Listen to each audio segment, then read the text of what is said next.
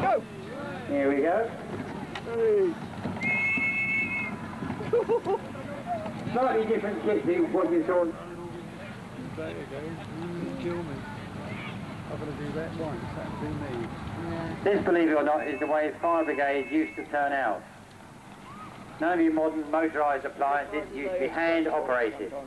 Well, they used to be in the village. And many of these appliances had to be filled by bucket chains, because you don't always get water supplies or duck ponds or where local rivers, wherever they happen to be, they weren't always by the fire. So a chain of hundreds of people sometimes had to form a chain of buckets and start feeding the fire appliance. The brass helmet. Now the brass helmet, believe it or not, was used in certain parts of the country up to just before the last war.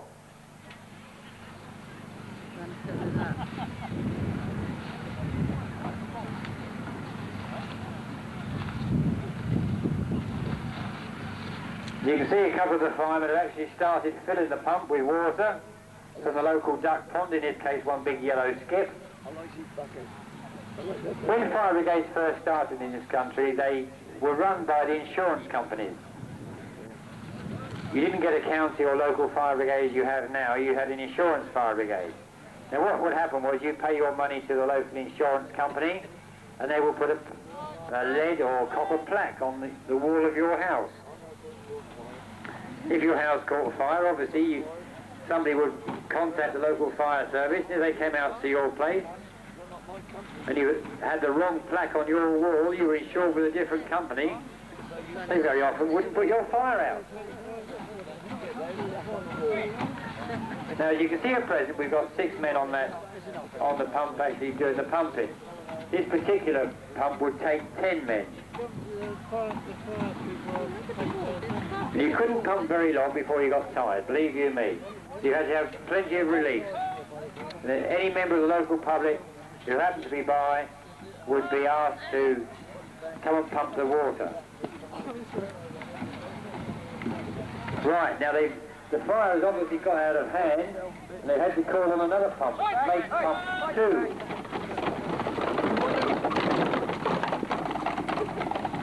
Now this Merryweather fire pump, as you can actually see, was built in 1892, so it's actually 100 years old this year.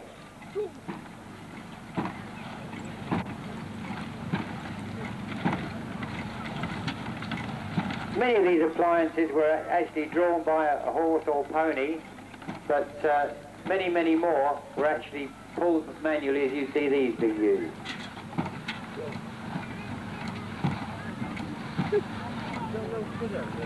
Now I think with this particular one they're actually going to use a suction, I'm not sure. Removing the scaling ladder from the top of the Merryweather. Doesn't need that, so it slides underneath.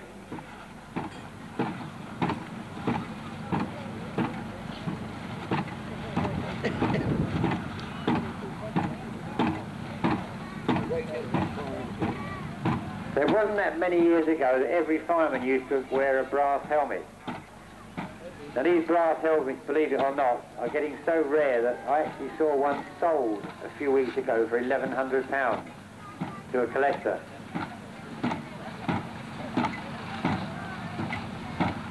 We still got 2 men filling the first pump with water with buckets.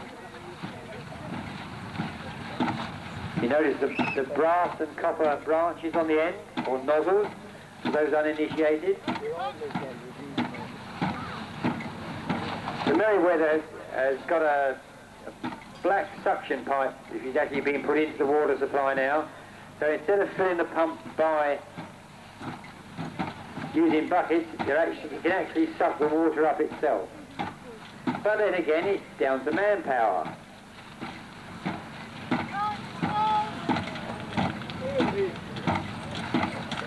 That's quite a good little jet.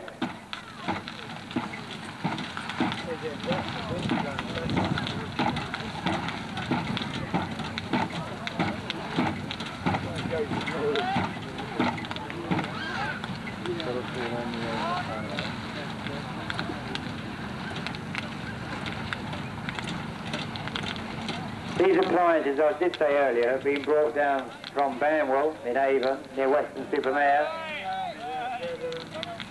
It says on the side, Banwell and District Volunteer Fire Brigade. Don't argue. Of course, the one that's just collapsed and has had to lose its crew was brought down by John Stevens. We don't talk about him. From High Wycombe. Well done, lads. That's hard work in this weather. And believe me, those tunings are very hot.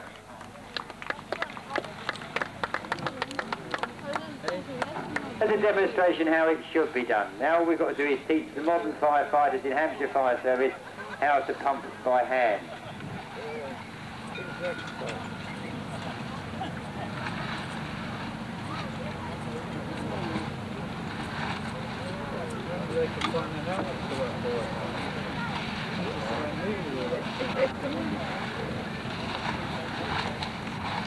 Of course, on a long job, a long fire, the crews had to be kept well oiled, as well as the pumps.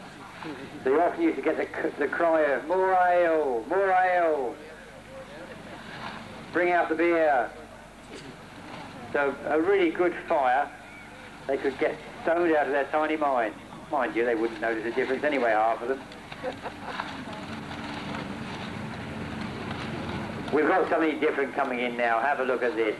This is a 1914 Dennis Braidwood. Delivered in May 1914. This vehicle was the first motor fire engine ever seen in Coventry. It served with the city for 22 years before being sold to local GEC works, where it was converting solid to pneumatic tyres. After service in private hands and helping support the city during the Blitz, it was purchased by Dennis Brothers for 35 quid. Well, I'll give him 36 now. Then returned to Guildford, where it was built. It's powered by a 9.1 litre 4-cylinder side-valve petrol engine by White and Pope of Coventry and developed 75 bhp. The appliance is still fully operational and is entered by Dennis 1914 Association of Godalming. A very beautiful machine.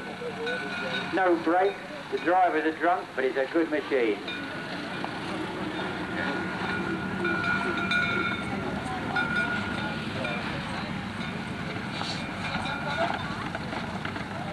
Well done, lads. See, you jumped in too quick. I hadn't finished talking about the Merryweather.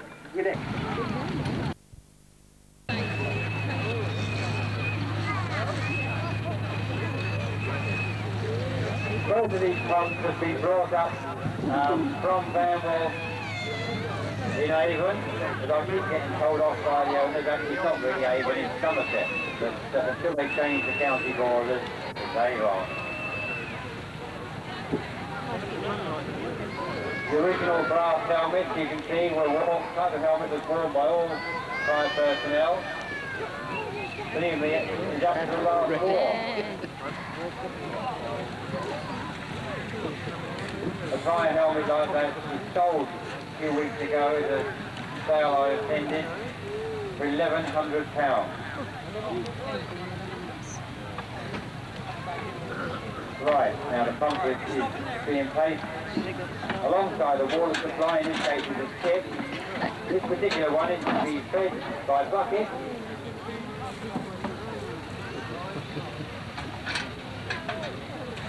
Many years ago, the only fire brigades that were in existence in this country were run by insurance companies. If you paid your house insurance, you used to get a little brass or copper or lead plaque to put on your wall, known as a fire mark.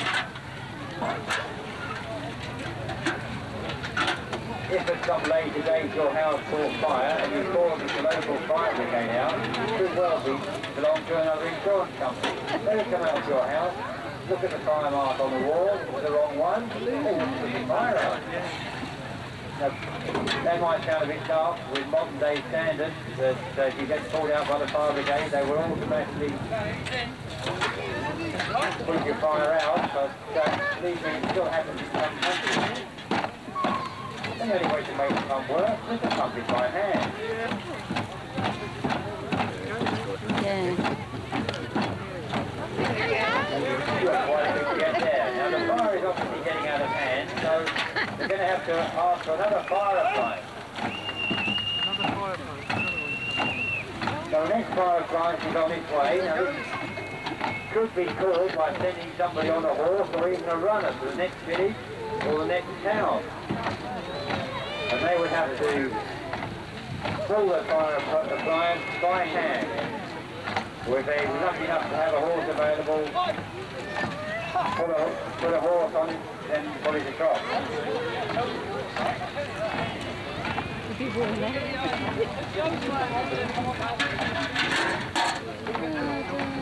Now this next fire appliance that's coming into the dinner is the Merryweather. Now this one is 100 years old. It was built in 1892. Now the crew on the first appliance, they're looking a bit tired. So what they used to do was grab any locals that were available to come and help them pump the pump. Now the second one that's turning up, which is only 12 men with that, which in actual fact is a 10-man pump. It doesn't take much imagination to work out how hard it is to pump one of these pumps. You won't do it for very long. Not good for sustainability to get a water. The Merryweather is going to actually take the water from the skip itself. You're not going to need a bucket tank. You can actually suck the water up itself. So the hard suction is now being fitted up. It will go into, in this case, a skip, but obviously years ago skips weren't available. It would be a local duck pond or local river or stream, wherever they could get water.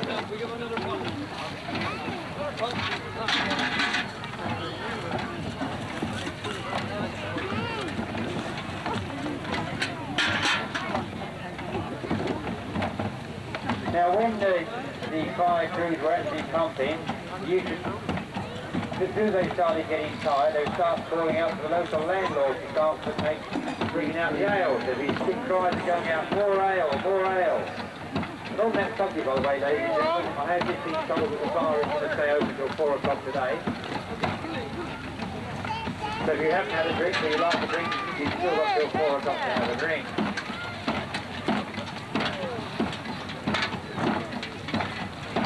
The crews used to either get paid by getting free beer or get paid for getting a time to attend these fires. They've only got 3 men pumping the second pump for the Merryweather. We've got quite a good bit of water, as you can see. But those 3 men, believe me, will be tired very quickly.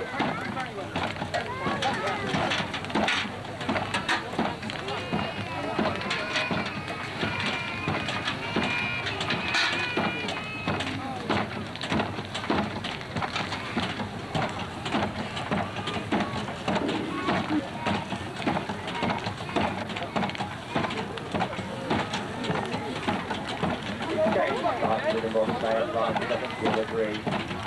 It doesn't look quite so good though, does it?